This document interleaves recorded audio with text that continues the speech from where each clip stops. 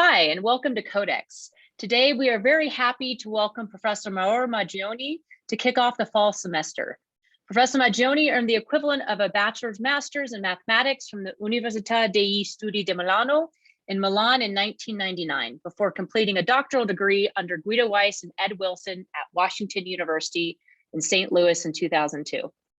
He was next a Gibbs instructor and a Gibbs assistant professor at Yale, and then a professor in multiple departments at Duke.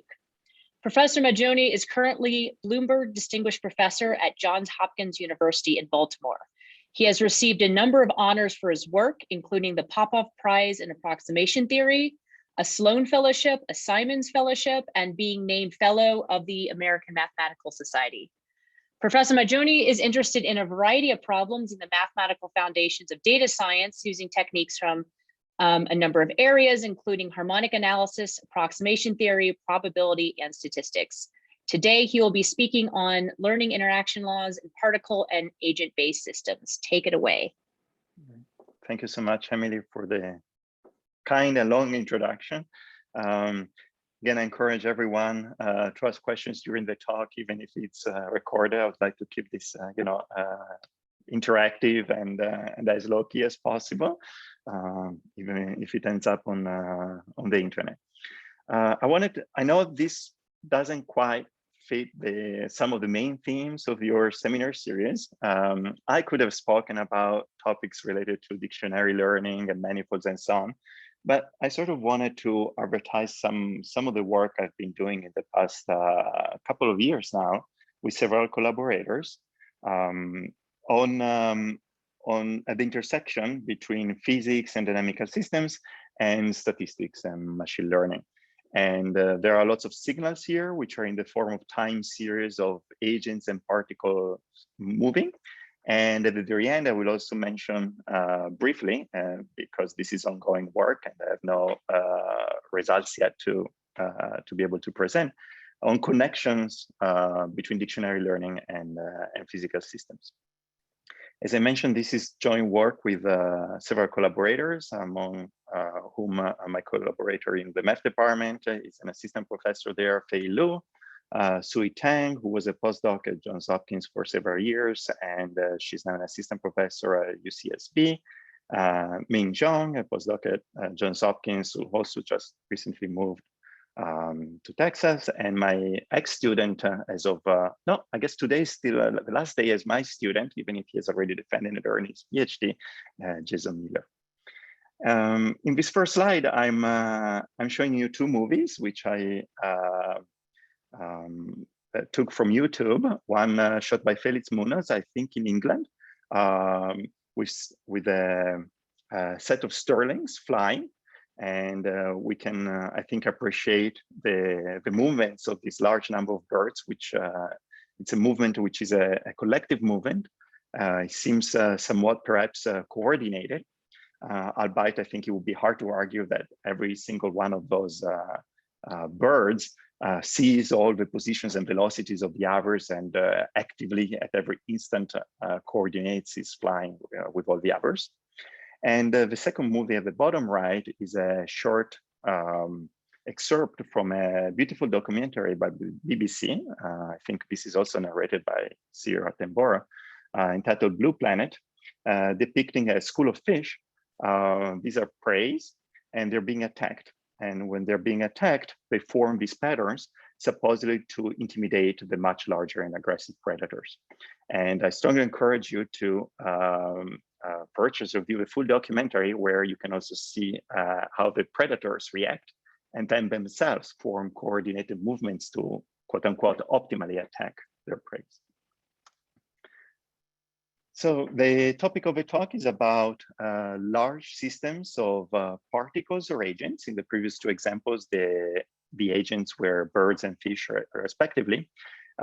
We could have particles representing atoms or larger particles or ensembles of particles. They could be cells or they could be astronomical objects like planets. I hope to get to that part of the talk. We are actively using these techniques to model and learn gravitational laws.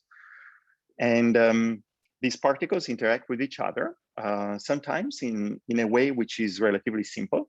But when you have many, many particles and you have to track the state and the velocities of all of them, you get a very high dimensional vector of positions and velocities. So the state space and the phase space of the system is very high dimensional. And as many of us might already know, learning or performing statistical tasks in a high dimensional space requires typically a very large number of samples.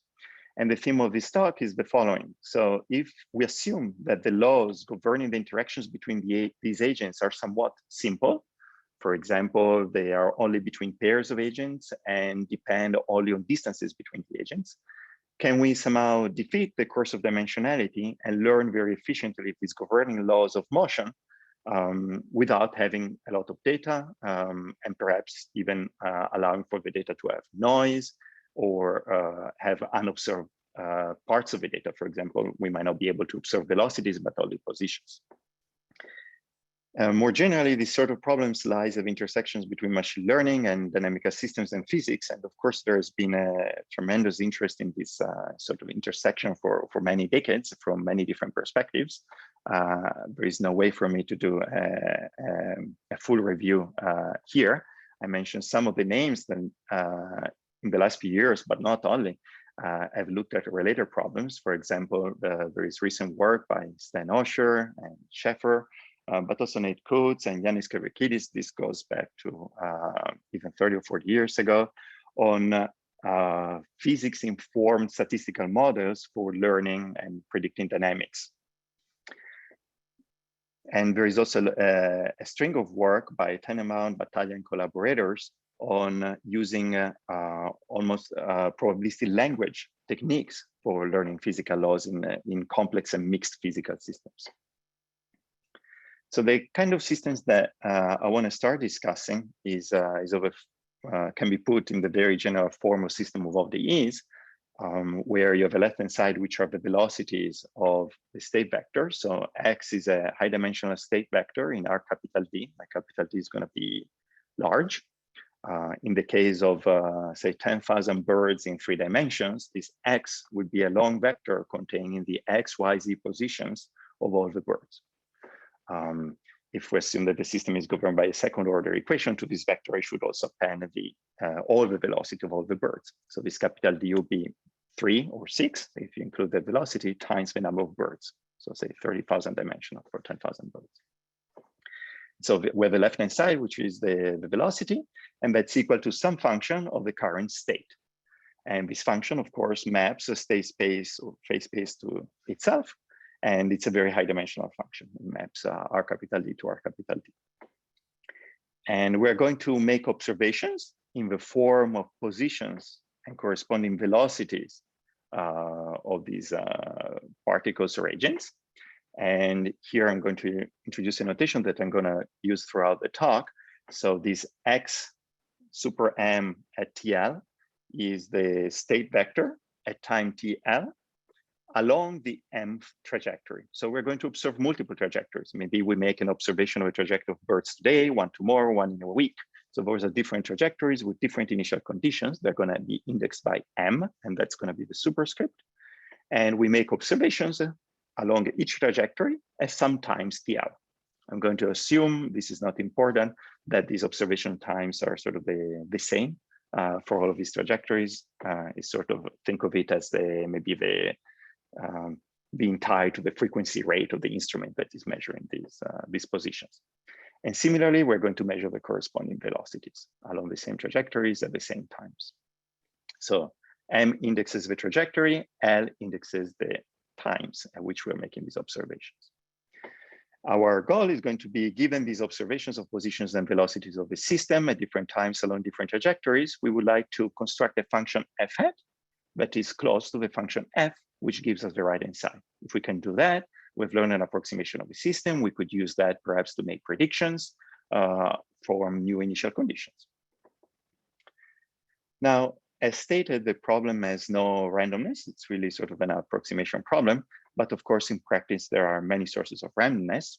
One of them could be in the initial conditions. We have maybe some, but not complete control on the initial conditions of the system. We're just observing a natural system today, in a week, and so on. The initial condition could be modeled perhaps as random, as drawn from some probability measure on the space, on the state space, or the phase space of the system. Another source of randomness could be noise in the observations. Our instruments, the instruments that we use to record positions and velocity, we make small mistakes which would affect them, and those are typically modeled as additional random noise added to velocities and positions. So in this case, it becomes a statistical problem. And this might look like a very familiar statistical problem to those of you that do statistics or machine learning. It might look like a regression problem. In a regression, we're typically given inputs, let me call them ZIs, and corresponding outputs, f of ZI, perhaps corrupted by some noise eta I. And we see these things in pairs. We see for each input, we see the corresponding output, f of ZI, perhaps corrupted by noise. And typically the inputs are modeled as being random and independent, according to some probability measure. Can we map our problem to a regression problem? Yes, and sort of trivially, we can map it by letting ZI to be our observations of positions, and f of ZI to be the observations of the corresponding velocities. So f of ZI is our left-hand side, which is observed of the equation, and I is sort of ranging over both L and M. So it's ranging over all our observations, which are both along different trajectories and at different times. And so we see the XMTL, so we see the ZIs, we see the left-hand side of the equation, which is f of ZI. So this looks like a regression problem. Well, there is a catch, which might seem technical, but it is unfortunately important. In regression, typically we assume that our ZIs are independent, as I mentioned before. Unfortunately here, our observed ZIs, the XM of TL, are certainly not independent when you vary L, because you're along the same trajectory and you're making several observations in time along that one trajectory. Well, these observations are not independent at all. In fact, they're all completely dependent on the initial condition. This is a deterministic system. If you know the state at one position, all the states along the same trajectory are determined by that. And so there is no independence as you vary L. So some of the ZIs are not independent. If we assume that the initial conditions, though, for different trajectories are independent, then at least we have independence across when we change M. So there is some independence in the ZIs. But even forgetting about this issue of lack of independence of the observations, let's even pretend that they're all independent. Then there is another more serious obstacle to just using standard regression techniques, which is the following: that without any further assumptions about the function f, there is an instance of a so-called Coercive dimensionality that says that no matter how you try to estimate the function f, no matter which estimator you construct, no matter which algorithm you use to construct that estimator, the function f hat can only be close to f in a suitable, say, L2 space. It's going to have a distance which is at least n to the minus s over 2s plus capital D. So capital D is the dimension of a state or phase space. S is an index of regularity of a function f. For example, if the function f has s derivatives, that's the s in there. Let's pretend f has, say, one derivative, or it's Lipschitz, s will be equal to 1. So any estimator, without further assumptions of f, in general cannot be any closer to f than n to the minus 1 over 2 plus d. This is a terrible rate of approximation as soon as capital D is large. Take d equal to just 10, or in the case that I was mentioning before of, say, 1,000 birds flying in 3 dimensions, with capital D would be 3,000. This looks like n to the minus 1 over 3,000. It would be decreasing with the number of observation n too slowly. Here, remember that the number of observations is both counting the observations in time. So we're going to have capital L observations in times at the times T1 and TL, and across trajectories. So n is equal to number of observations in time times number of trajectories. So it's capital L times capital M. So this Coercive dimensionality is unavoidable. It doesn't depend on how we're going to construct our estimators of capital F. and it's unbeatable. So unless we make further assumptions about the function f, we're going to be cursed by this slow rate of approximation. Well, nothing in the system of ODEs that I wrote is incorporating any information about the fact that we're interested in system of ODEs modeling interacting agent systems. So we're going to put in that assumption. And let me start with the simplest example possible, which is still very popular in applications and already quite rich and interesting. So I'm going to specialize the system of ODEs to the system of ODEs of the following form. And again, I'm not sure, but it looks now like my mouse has disappeared. Can you see it? I don't see it on my screen, so it's probably you cannot see it. I don't see it. Yeah, so this is not the first time that it happens to me. So I cannot quite point to the equation. I would be narrating it. So the system of equations, right? It's a first order system. So first derivatives only. So the state of the system is completely determined by specifying the positions of the particles, the xi's. On the left-hand side, we have the velocity of the ith particle along the mth trajectory. I'm going to drop talking about m because we fix m, we look along one trajectory for now. So the velocity of the ith particle is given by an average of contributions from other particles. And each contribution has two components. One is a real number, which is the function phi, which we call the interaction kernel, evaluated at the distance between the ith particle and any one of the other I prime particles. And then it has a vector component, which is a vector xi prime minus xi, which is a vector pointing from the ith particle to the I prime particle, or rather their positions. And so the velocity of xi is the sum of influences of the interaction of the other particles, which has a vector component. The I and ith particle interact along the connecting vector with the strength, or rather with multiplied by a scalar, which is phi, which is given by this function phi. And this function phi only depends on the distance between the two agents. When phi at a certain pairwise distance is positive, xi feels a positive influence from xi prime, and the two particles tend to go towards each other. When phi is negative at a certain pairwise distance, they tend to go farther from each other. But the right-hand side contains a big average of all these contributions, of all these interactions between each of the particles with all the other ones. And remember that what we observe is the left-hand side, the position of the ith particle, the position of all the particles. So we observe xi, we observe xi prime, therefore we observe the pairwise distance, but we do not observe the value of the function phi at that pairwise distance, right? So phi at a pairwise distance is something that we do not see, but we do see the left-hand side, and therefore we see the average of all these contributions. That's observed. And so this type of systems have been used in a variety of applications. Maybe one of the simplest one that I can narrate rather quickly and introduce as a sort of basic example is so-called opinion dynamics, where xi is simply a number, is maybe how strong your opinion is about something in some direction, how much you like chocolate ice cream, as a number from 0 to 10. And different people have surprisingly, right, different opinions about how much they like chocolate ice cream from 0 to 10. And there is an interaction kernel. People talk to each other about their opinions. And there is an interaction kernel describing how this interaction happens. So the interaction kernel is represented in black in the picture at the bottom left. It's positive. So this means that people, when they discuss their opinions, they tend to agree. And the strength of tending to agree is strong when their opinions have small distance, right? The x-axis is the distance of opinions. It's the pairwise distance, which we will be calling R. So it's the argument of the interaction kernel.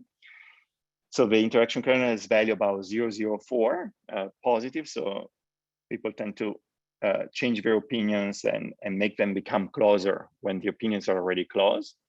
They interact even more strongly in a range near 1. And then the opinions almost do not interact once they're about 1 apart. And we can look at some trajectories of this system. So in the picture at the bottom right, I represent this trajectory. So the x-axis there is time. The initial conditions are some opinions drawn at random on the interval. Here we seem to range roughly between 0 and 8. And you see that the opinions are separate at the beginning, but then due to the interactions, nearby opinions tend to become more nearby and get closer to each other. And in fact, as time goes to infinity, we get sort of clusters of opinions. In this particular case, we get 3 clusters of opinions. But opinions that started very far from each other, they do not interact, essentially because the interaction kernel has strength 0 for opinions which are far away. So this is a very simple system. Of course, we don't quite believe that opinions exactly behave in this way, but still, it's a simple model that has even found some applications. Are there any questions here? Unfortunately, not being able to see the mouse, I cannot click on the chat. I saw there were 2 messages and I wonder if those are questions. So one person, namely Hans Partial, was pointing out that he likes chocolate ice cream at an 8. That's his rating. All right. Compared to my 10. I actually have an honest question. Do you know if people have used this sort of construct for clustering data? I see that over time, things are converging together. So I don't know if you've seen that sort of application of this. Well, so I think one relationship would be with, people have used this for sure, say for images, but it's conceivable you could do it for, more data where they construct processes that lead to aggregation and clustering. And so this is a very simple instance of one such process. Yeah. Very good, thank you. Here, the game that we're playing is a bit different in the sense that we are going to observe this trajectory for a little bit. We do not know the function phi, and we would like to estimate it. And actually, if you see in the plot at the bottom right, there is a sort of dash vertical black line very close to time equal to 0. Our observations are all going to happen before that time. So actually, in our observations, we don't even see that this leads to clustering. And nevertheless, through short time observations, we will be able to we will want to be able to do at least sometimes large time observations. I guess this is the content a bit of this slide.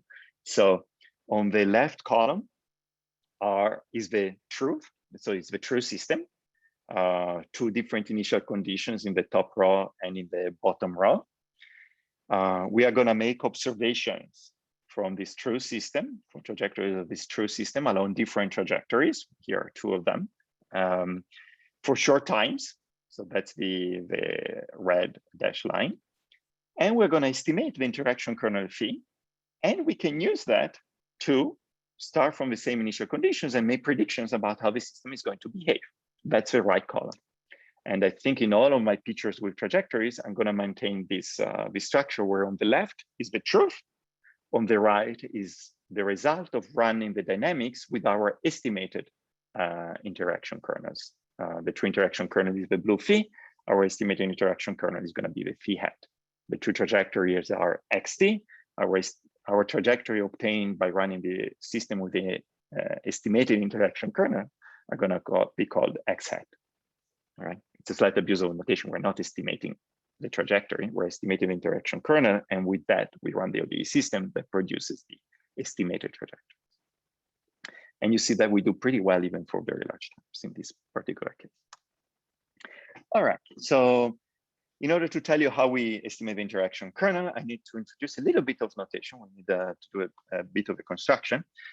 First of all, I'm gonna call R the set of pairwise distances. So whenever we have the distance between the position of the distance between the ith agent and the I prime agent along the nth trajectory at time t, I'm gonna call that R I prime, because it involves the I and the prime agents, superscript m at time t. And now, as I mentioned before, we observe velocities, the left-hand side. We observe positions, the vector part on the right-hand side, but we don't observe phi of a pairwise distance. That's hidden to us. Well, you look at this and you could say, well, can't I see this as sort of a linear system for the fees? Well, at any given time t, if you count unknowns and variables and observations, you can't do that. You can't derive out of this at any given single time what phi of a pairwise distance is. So we do need to use time and the fact that we make multiple observations in time, in fact, along multiple trajectories, in order to get some information about the interaction kernel phi. One thing that I will need in order to state our results is a suitable, so phi is a function of just one variable. It's just a function of pairwise distances. It's really our unknown. So the game is shifting the problem of estimating a high dimensional function, which is the whole right-hand side, to just estimating a function of one variable, which is the function phi, by exploiting the fact that we know that the system of ODEs has this particular form. And the question becomes, how do we do this? Since the values of a function phi are not observed, this is not going to be a regression problem anymore. But if we succeed in doing it, can we avoid the curse of dimensionality? Because now we are estimating a function of one variable, not a function of capital D variables, number of agents times dimension in which they're moving, as in the original regression attempt.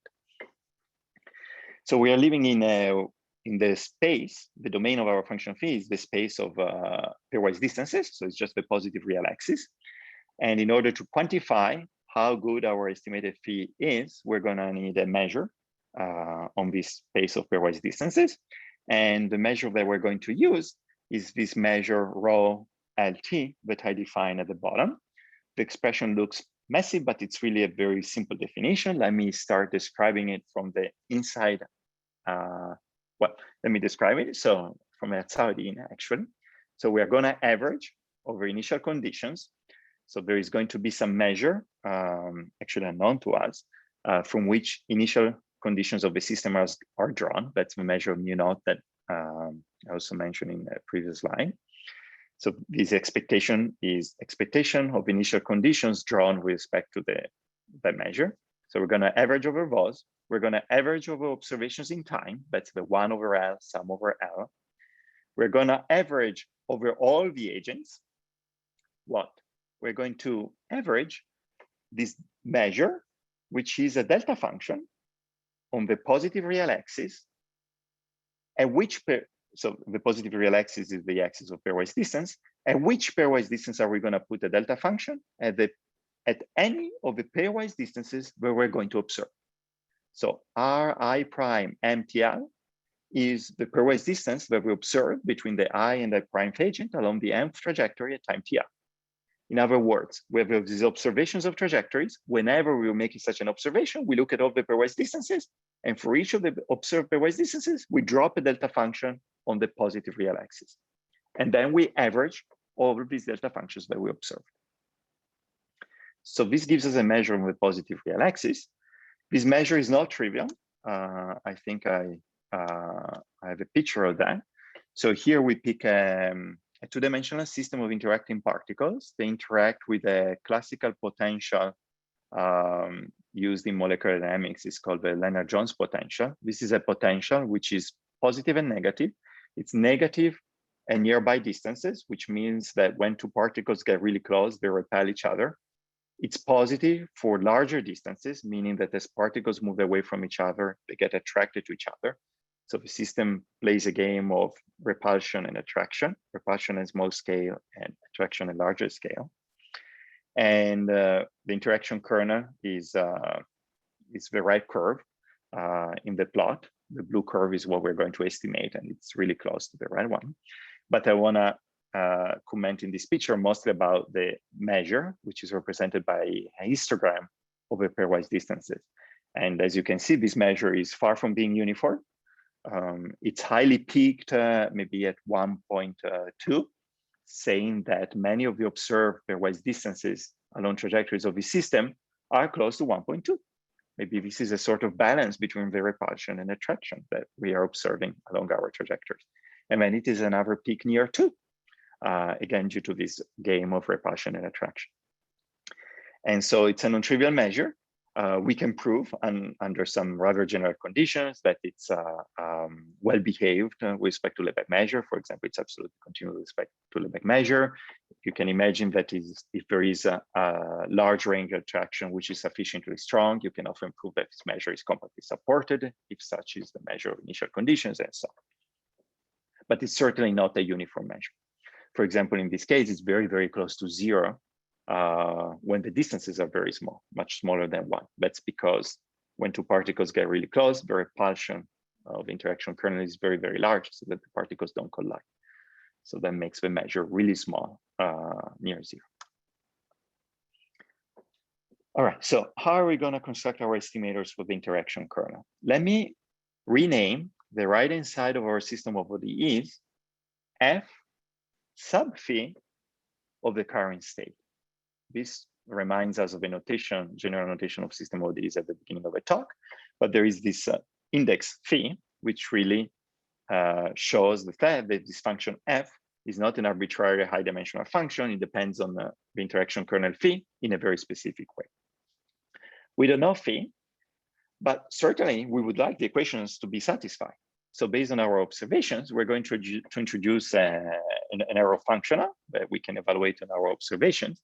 And this error functional can be evaluated at any function psi defined over pairwise distances over the positive real axis.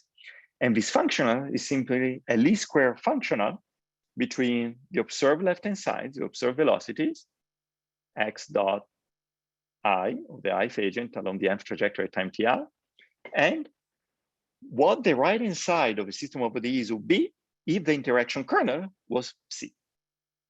Clearly, if psi is equal to phi, the true interaction kernel, this quantity would be 0 for all L, M, and I, because these were observations from the original system of ODEs. And so it's natural to ask, what do we get if we try to minimize this least squares function? Well, we will need to minimize over all functions of pairwise distances. That's an infinite dimensional space. So as is classically non-parametric statistic, we don't want to make much in terms of assumptions on our interaction kernel phi. Maybe we are happy to assume that phi has some regularity, maybe it's Lipschitz, but we don't want to know much more than that about our interaction kernel phi. And so we're going to minimize this least square functional over a finite dimensional subspace. We're going to call that a hypothesis space, H of finite dimension. The finite dimension is going to depend on how many observations we have. And that defines our estimator. So our estimator phi hat is going to depend on capital L, how many observations we make along each trajectory in time, capital M, how many trajectories we observe, and our choice of hypothesis space script H. And it's going to minimize this least square function. I have a question. Hi, Soledad. Yes. Hi. Do you use the measure from the previous slide to define the estimator? Great. Not in the definition of the estimator. So the definition of estimator is just what I have in the middle of the slide. And there seems to be nothing about the measure that I introduced before. But now, if we think about it a little bit, the measure somehow has to matter because the frequency with which we see certain pairwise distances should affect how accurate we are in estimating the interaction kernel around that location of pairwise distances. And so it does not appear explicitly in the least squares estimator, but it will appear, I think, in the next, in 2 slides, in the main result, when we try to say how close is phi hat to the true interaction kernel phi, the natural space and measure that appears there is going to have that measure. I also have a so question. This is how, yes, please. So the hypothesis space, is this coming from like expecting like an inverse square law type thing, or do you bias towards polynomials, or what? How does one formulate a hypothesis? Right. So more details in a second, but if we make assumptions about the interaction kernel phi of the type, say, phi is compactly supported and has one derivative, then as your hypothesis space, you could pick a bunch of Fourier modes, a bunch of polynomials, piecewise polynomials, wavelets. There would be many choices that would lead to an optimal learning rate, provided that you choose the dimension of that space accordingly. And that's where sort of the connection with approximation theory and statistics really comes in sort of choosing the hypothesis space well enough so that you're guaranteed that you have a close enough approximation to the true interaction kernel, but not too large, otherwise the variance of estimator overcomes the approximation error. All right, so now this boils down then to, once the hypothesis space is chosen in a way that I very briefly described and that I'm going to detail in a slide, this becomes a least squares problem that on a finite dimensional subspace. Does it have a solution, and is this well posed? Well, this is not clear. We can give sufficient conditions for this problem to be well posed. We call these coercivity conditions. We have studied them rather extensively. And I'm not going to go through the details because this starts being a bit technical, but let me just say that we do have conditions that guarantee that this least square problem is well conditioned, both in terms of having a unique solution at the very least when the number of observations goes to infinity, and in terms of being sort of numerically well conditioned, when do small perturbations in the observations lead to small errors in our estimation. So our main result can be stated as follows. So suppose we choose not just one hypothesis space, but sort of a growing family of hypothesis spaces of growing dimension.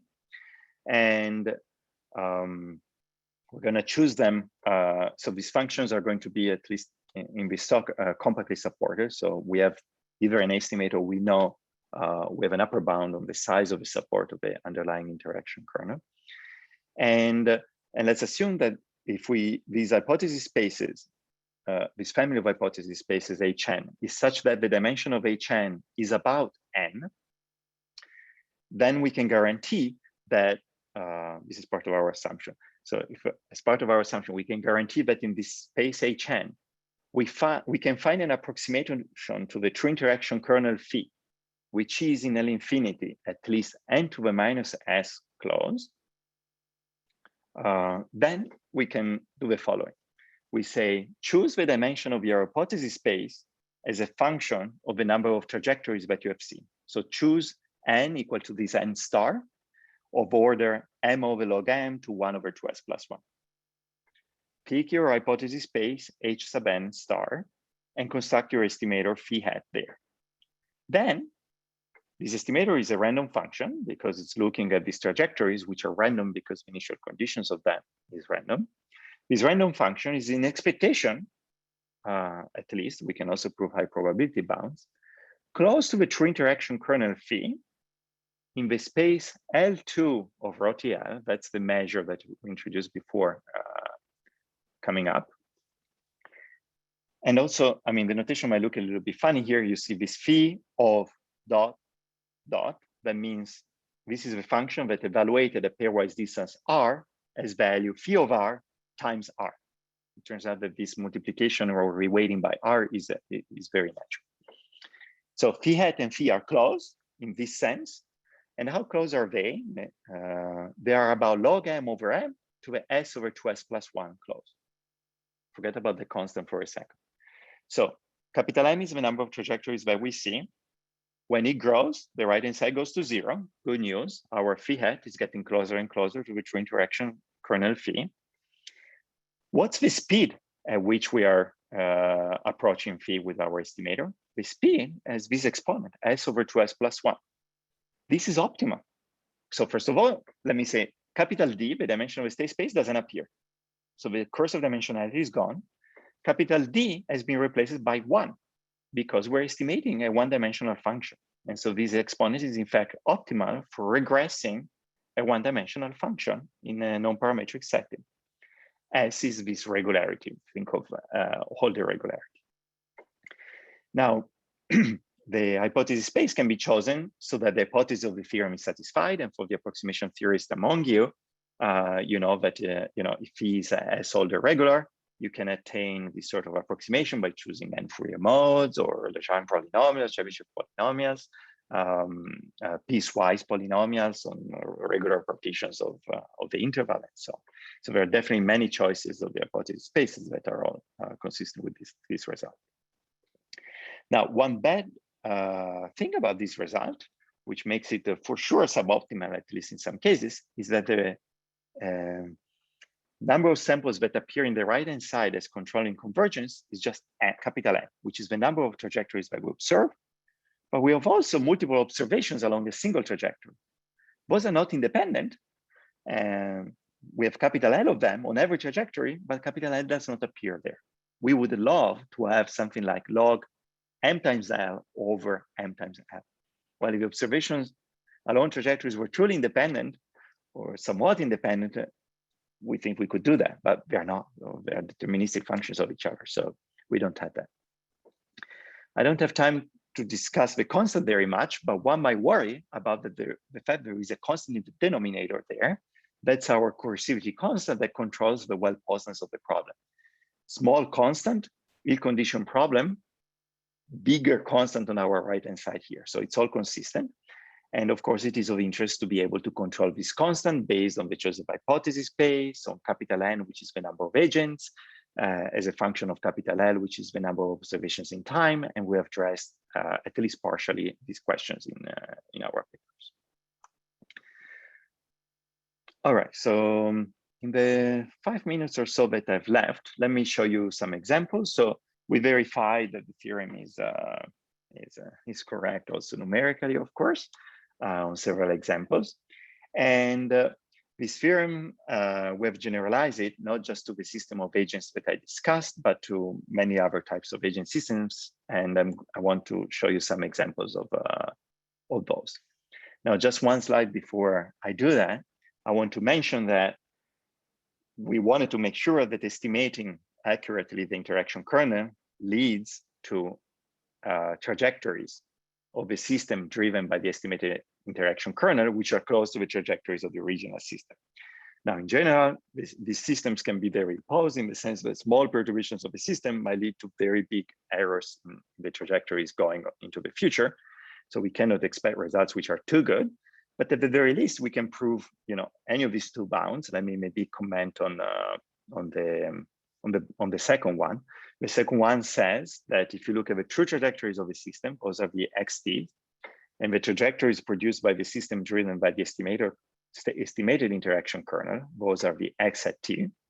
And you look at the worst error that you make on a time interval, and you look at the average such error over many trajectories, that is bounded above by the L2 distance between phi and phi hat. That distance is the one that we control in the theorem. So that can be made small by estimating more and more trajectories. And so our estimator being good in this L2 norm guarantees us that the estimated trajectories x hat t are close to the true trajectory xt, at least for short times. The constant that we have there on the right-hand side explodes very rapidly in time. As in general, we cannot expect any better than that. All right, so as I mentioned, we extended this to much more general classes of interacting particle systems. I'm not going to go through the details of these equations, but certainly we're interested in second order equations because of applications to physics. So on the left-hand side, we're going to have accelerations and systems that in which we have interactions that depend on relative positions, but also relative velocities between the systems. So we're going to have multiple interactions kernels here, phi e's and phi a's, model interactions in space and in velocity. We are going to have different types of particles. Maybe not all particles are identical. There are particles, for example, some particles might represent predators and some other preys. And now the interactions between predator-predator are different than in the interactions prey-predator or predator-prey or prey-prey. And so the subindex there is for the type of agent. And again, we have no observations for the values of those interaction kernels. We all see them mixed up in our observations of positions and velocities of the systems. And we can even allow these particles to interact with simple models of an environment. Maybe they like to seek food, and there is an environment with a varying food sources with which they interact. The trajectories of these systems are more complicated. Here is an example of a prey-predator system where there are 4 interaction kernels going. This is the picture at the left. Prey-prey, prey-predator, predator-prey, and predator-predator. Predator-predator is boring because there is only one predator, so there is nothing to learn there. And the trajectories, again, left column are true trajectories, right column are estimated trajectories. Top row, a trajectory that was in the training data. Bottom row, a trajectory from a new random initial condition. In red, or yellow to red is the trajectory of the predator, and from light green to darker blue are the trajectories of the prey. And I think that perhaps rather than looking at these trajectories and seeing that they look sort of similar, especially from left column to right column, training, true, and so on, and predicted, I can show you a movie. Again, the left is truth. The right hand side column are predicted trajectories. Top row is a trajectory in the training data. Bottom row is a totally new trajectory. And so you see that our predictions seem rather accurate. Here is another trajectory where you see that the predator is following the prey. And there are different conformations. For example, at the top, you see that one of the patterns that gets formed is where the predator is confused by prey surrounding it, and it doesn't quite know whom to chase, and it slows down. Here is an example where our predictions are lousy. If you look at, well, both the top, but also the bottom. On the left is the truth. On the right is the corresponding predicted trajectory. Look at the bottom right, completely different prediction. This is because at a certain point, the predator was almost catching the prey, but it didn't. So the system is very conditioned there. A small error can have large time perturbations. But what I do like about this failure is that the trajectory at the bottom right is a perfectly legit trajectory in terms of rules of the game. We have learned the interaction kernels accurately. The game being played is accurate. And that's a standard pattern that might get formed. It's just not exactly the one of the corresponding trajectory. So we will see more of this in a second on even more complicated examples. But it is a failure in trajectory prediction, but it is not a failure in learning the interaction kernels. It's just that the system is very poorly conditioned. So think about what happens in these very complicated systems. You get these very large scale patterns that form at very large spatial scale, at very large temporal scale. We're not hoping to predict the position of every single bird and every single fish accurately, but maybe we can predict the patterns themselves in some rough sense. And so we tried this on a variety of systems that exhibit this sort of what are called emergent behaviors. Here's a system where birds flock and they sort of anticipate the movement of the nearby birds. We don't predict accurately the positions of each single bird, but we do predict the emergent pattern of rough flocking quite well. Here is another model of a school of fish exhibiting this double pattern of milling for confusing predators. If you look at the position of a fish that we predict on the right-hand side, there are very poor approximation of the positions on the left-hand side, but the pattern and the double meaning and so on is quite preserved. It makes sense in a certain sense because these emergent patterns should be very robust perturbations. Our interaction kernel is kind of a perturbation of the original system, and these emerging patterns are preserved. We have no theorem guaranteeing this. We just have several numerical tests for whether we're able to predict these patterns well or not. All right, and we did the same for gravity, but I'm out of time. We did this for agent systems on manifolds, on a sphere, on a hyperbolic plane. This just appeared in ICML a few months ago. Let me just mention that in recent work that appeared in Foundation of Computational Math with Fei Lu and Sui Tang, we studied the stochastic case as well, where these particles interact with each other in the usual way. That's the first part of the right-hand side. But there is also a stochastic forcing term. And so there is a jiggling in these particles. This helps with the ergodicity of the system. So these particles never settle down in a fixed configuration. In many cases, they keep exploring large portions of their state space. And the analysis from a statistical or machine learning perspective becomes significantly harder. And I think there are some theoretical contributions in this paper, which are possibly of wider interest to the community studying stochastic dynamical systems and statistics. And we are still able to prove by modifying them slightly that we can produce estimators which are convergent at a good rate to the true interaction kernel, and in a way that, again, is dimension independent, is not cursed by the dimensionality of the state space. And we analyze also accurately, in this case, there are no velocity. Velocities are infinite at any given time because of the Brownian motion there, the dBt. And so when we make observations which are spaced in time, there is a discretization error that affects all our estimates, and we're able to account for that rather precisely. So these are types of trajectories from a system driven by the Lennard-Jones dynamics. In the classical non-stochastic case, this system will settle down to equilibrium positions where the particles will stop moving. In this case, the particles keep jingling forever. And we're able to, from this sort of noisily forced observations and trajectories, we're still able to estimate the correct interaction kernel and make accurate predictions. All right, I'm gonna mention at the very end, since I really think I'm running out of time, that there is one connection with dictionary learning, and somehow that is usually used in signal processing for expressing in a sparse way complicated signals, also in this context. So one of the things that we're looking at right now is sort of a transfer learning approach where we're looking at many physical systems driven by many different laws of physics. And sometimes we meet them in isolation, and maybe we learn about gravity, and in a different system we learn about interacting springs. But then we're confronted with systems which have multiple physics in them, and we try to use the knowledge acquired in the past to sparsely decompose the laws of physics in these systems into laws that we have already seen. And if there are laws that we have not seen before, discover that and sort of learn them after having put aside what we've already learned in the past.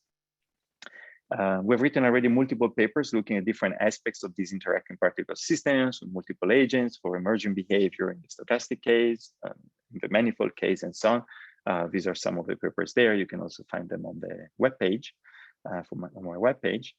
And thank you for your attention, the invitation again. And please, if you have any questions, I'd be happy to try to answer them.